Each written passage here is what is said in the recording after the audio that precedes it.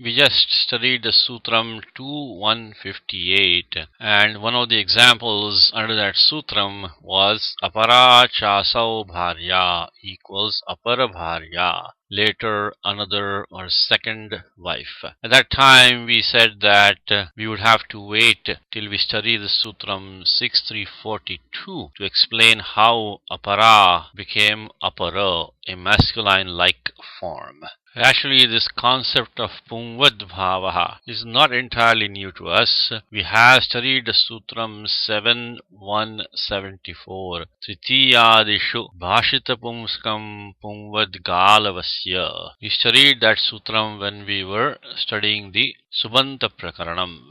The meaning of the Sutram 7.174 is from the instrumental singular onwards, neuter adjectives ending in a ik letter, meaning e, u, r, take the same form as the masculine when a vowel beginning affix follows. So if you take dhatru plus ta in the neuter gender, we get two forms. One where we don't apply pumvad bhavaha, in which case we apply 7.173 ikochi vibhaktau. That Sutram 7.173 only applies when we have a neuter base, a neuter angam. So that gives us the form dhatru na. When we apply pumvad bhavaha, then 7.173 does not apply, and we just use ikoyanachi to get dhatra. So this is how we have looked at Pumvad Bhavaha when we studied the Sutram 7.174. Of course, 7.174 prescribes Pumvad Bhavaha optionally. Now let us look at 6.342, which is a Sutram that we need now in the example Aparabharya. 6.342 reads Pumvat Karmadharaya Jatiya Deshiyeshu. The Vritti says Karmadharaye Jatiya Deshiya Yoscha Parato Bhashita Pumskat Para Unga Bhavo Yasmins Tatha Bhutam Purvam Pumvat, which means that a feminine adjective which does not end in the feminine affix ung and is formed from a masculine base denoting the same meaning becomes masculine like pumvat when it is either the prior member of a karmadharayaha compound or is followed by the affix jatiya or deshiya. Okay, now what is this affix ung? The affix ung is a feminine affix. It is prescribed in the adhikara of striyam, which runs down from 413 striyam. The rules which prescribe this affix ung are from 4166 to 4172. For example, 4166 says ungutaha, anavritti of manushya jatehe, is coming from the prior sutram 4165. So if we have prajapadikkam which denotes a manushya jatihi, a class of humans,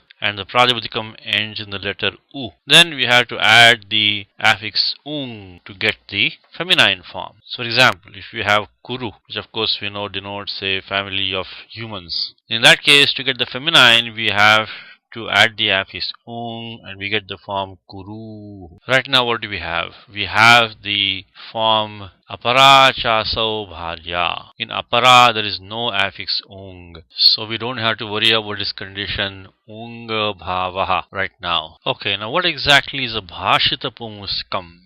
It is a pratipadikam which has the same sense, the same meaning in the masculine gender as in another gender, in this case the feminine gender. In the present example, the pratipadikam is apara. Apara meaning later, another, second. It has that same meaning in the masculine as in the feminine. The feminine, of course, we have to add the affix stop to get apara. But the base apara is a bhashita pumuskam because it conveys the same meaning, the same sense in the masculine as it does in the other genders. Hence the conditions for applying 6342 are satisfied in the present example because we do have a karmadharayaha compound and we do have a feminine adjective apara which does not end in the affix ung. It is formed from a masculine base apara denoting the same meaning in the masculine as it does in the feminine. Now, before taking the example in detail, let us briefly look at these affixes jatiya and deshiya, because this Sutram 6342 is not confined to a karmadharaya compound. It also applies when the affix jatiya or deshiya follows. These two affixes jatiya and deshiya are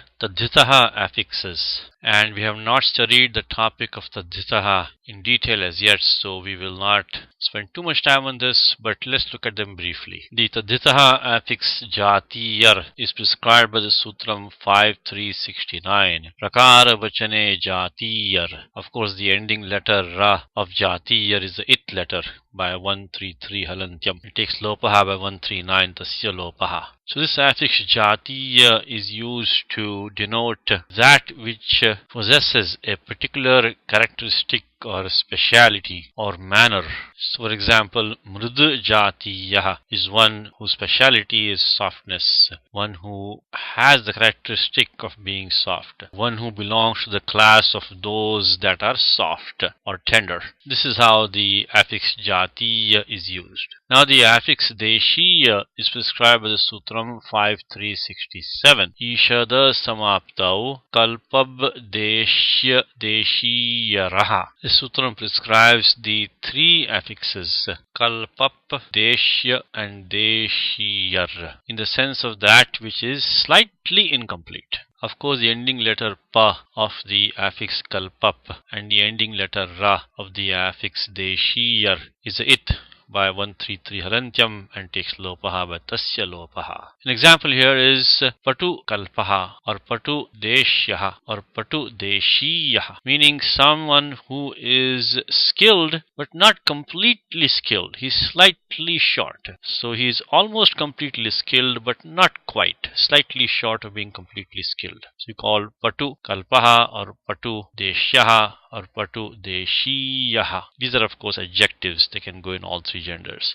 So if you had someone or something feminine being almost completely skilled, you would have patu kalpa or patu deshya or patu deshiya. Okay, with that brief summary of the affixes jatiya and deshiya, let us now take the example at hand, which is apara chasau bharya equals apara bharya, meaning later another or second wife. Yalaukika vigraha is apara su plus bharya su, prathama ekvachanam. Compounding prescribed by the Sutram 2158, which we have just studied. That Sutram says purva para rथमचरमजघन samana madhya madhyama virascha. So it specifically mentions apara, and hence we can form the compound between apara su and bharya su, since both the subanta pade refer to the same item, in this case the wife, and since that entire term purva para etc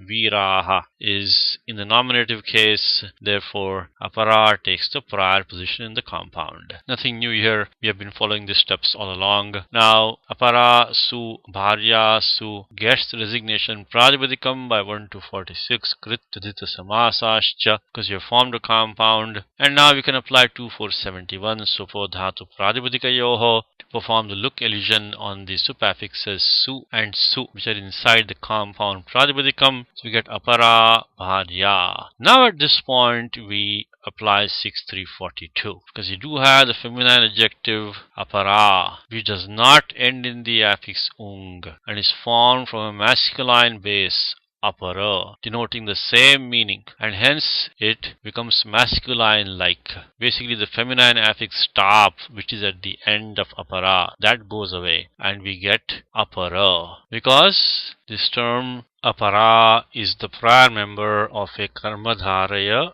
samasaha. So all the conditions for applying 6342 are satisfied and we get apara bharya. And then as per the Sutram 2426 paravalingan dvandva tatpurushayoho, the compound pradipadikam apara bharya is feminine, since the latter member bharya of the compound is feminine. Declines like rama shabdaha. Now there are a bunch of notes over here, and to understand these notes, let us first take a brief look at the Sutram 6334, which also prescribes prescribes pumvad-bhavaha. In fact, the anuvritti of striyaha as well as bhashita pumskad anung comes from that sutram 6334 into the sutram 6342. 6334 says striyaha pumvad bhashita pumskadanung samanadhikarane striyam purani priyadishu. The question comes is that why could we not just choose that sutram 6334 when we have a karmadharya samasaha? Because remember, karmadharya samasa is defined by 1242. Tat purushaha samanadhikaranaha karmadharayaha.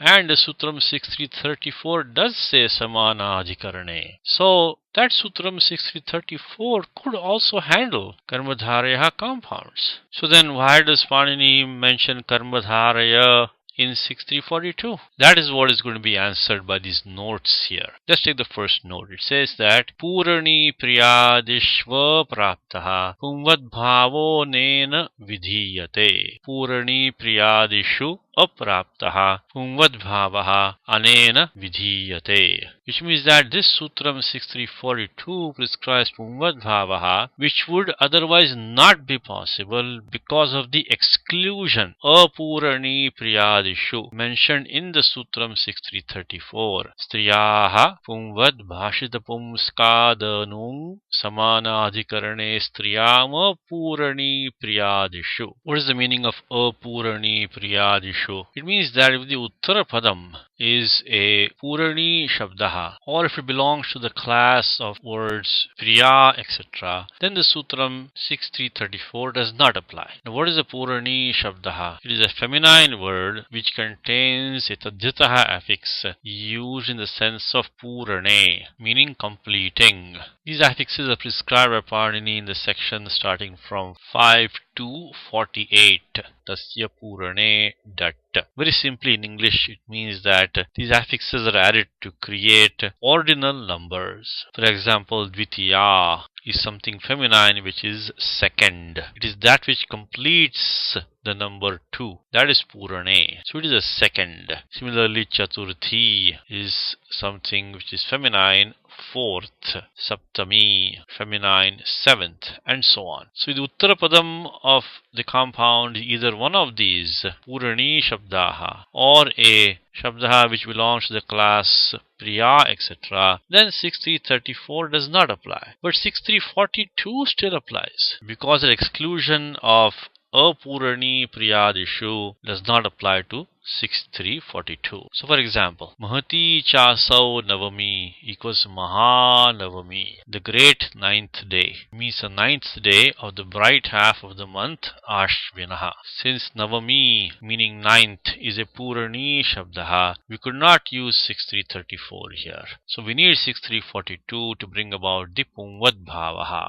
So Mahati becomes Mahat, and the ending letter Ta of Mahat takes a substitution A by the Sutram 6346, An Mahataha Samanadhikarana Jatiya Yoho. That Sutram will be studying shortly. The Sutram is 6346. That's how we get Mahanavami. So 6334 would not work here because of the exclusion Apurani Priyadishu. So we need 6342 to get the form Mahanavami. Otherwise, we get the undesirable form Mahati Navami. Similarly, Krishna Chasau Chaturdashi equals Krishna Chaturdashi, the 14th day of the dark half of the lunar month. Same thing here, since Chaturdashi is a Purani Shabdaha, 6334 would not work here. So we need 6342 to bring in the Pumvad Bhavaha for Krishna. Make it Krishna, the masculine-like form. And so also in Mahati Chasau Priya equals Mahapriya. Here we have Priya as the Uttarapadam. It is of course the first word in the Priya Diganaha. So therefore 6334 doesn't work, and we need 6342 to bring in the Pumvad Bhavaha. So this is one reason why we need 6342 to mention Karmadharaya, to overcome the exclusion of Apurani Priyadishu contained in 6334. The next note says Tatha Kopa Dhadehe Pratishiddha Pumvad Bhavaha Karmadharayadau prasuyate, which means that so also the pumvad bhavaha which is prohibited, stopped by the prohibition rules 6337 no kopadhayaha through 6341 jatescha is now again made possible in the situations covered by 6342. Pratiprasuyate means that something which was blocked is now again made possible. It's like a counter exception. For example, pachika chasau stri equals pachaka stri, a woman cook. Here the pumvad bhavaha which would have been done by the sutram 6334 is stopped by the nisheda sutram 6337 na kopadhayaha, but is again made possible by the sutram 6342. That sutram 6337 prohibits the pumvad bhavaha prescribed by the sutram 6334 in a situation where the feminine contains the letter ka in the penultimate position. So since pachika has the letter ka as the upadha, so therefore 6334 cannot apply, but 6342 still applies to give us the form pachaka stri, where pachika has taken the masculine like form pachaka. Next example is datta chasau bharya, datta bharya, a wife by name Datta. Here the pumvad bhavaha which should have been done by 6334 is stopped by the nisheda sutram 6338 sanya puranyoscha, but is again made possible by the sutram 6342. Sutram 6338 prevents 6334 from prescribing pumvad bhavaha when the feminine is either a proper name or it contains the affix in the sense of purane. Since datta is a proper name here, so therefore 6334 could not be used to get datta bharya, but 6342 still works to give us the pumvad bhavaha and we get the form datta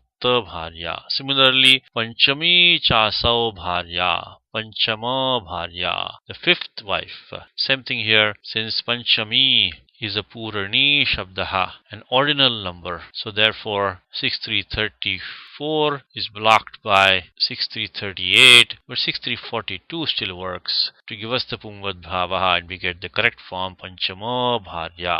Please note that 6338 is talking about when the purva padam, the feminine adjective, contains the purana pratyayaha, while the exclusion in 6334 of apurani priyadishu was talking about the uttara padam containing a purana pratyayaha. So let's not confuse these two. When the uttara padam is a purani shabdaha, then the exclusion apurani priyadishu contained in the sutram 6334 itself stops pumvad bhavaha. When the purva padam is a purani shabdaha, then 6338 blocks the pumvad bhavaha. Next example is Sraughni chasau bharya, Sraughna bharya, a wife from Srighna district.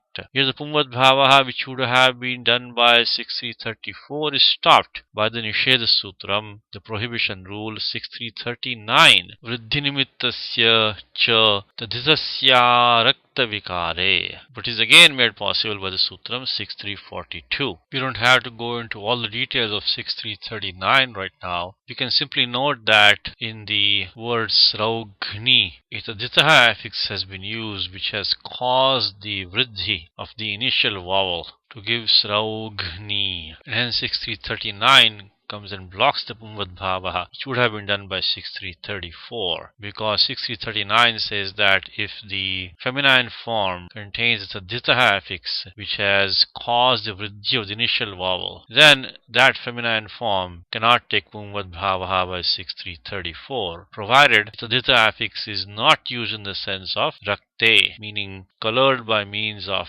or vikare, a modification of. Here the affix an has been used to give Sraughni in the sense of tatra bhavaha, one who occurs there. It's not in the sense of rakte or vikare, and it has caused the adi vriddhi. So therefore the pumvad bhavaha by 6334 is stopped, but 6342 still applies to give us Sraughna bharya.